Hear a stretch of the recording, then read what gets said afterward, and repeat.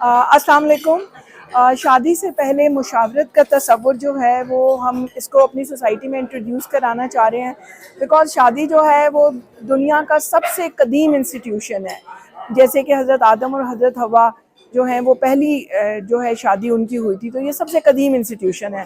لیکن افسوس کی بات یہ ہے کہ شادی کے اوپر توجہ نہیں دی جاتی کہ اس سے پہلے لوگوں کو شادی کے متعلق تیار کیا جائے، ان کو ان کی ذمہ داریاں، ایک دوسرے کے مزاج، ایک دوسرے کی فائنینشیل کنڈیشن، ایک دوسرے سے متعلق جو ان کی توقعات ہیں اس کے بارے میں بتایا جائے، ان پہ کیا رسپانسبلٹیز آنے والی ہیں، ان کے حقوق ہیں، کیا فرائض ہیں۔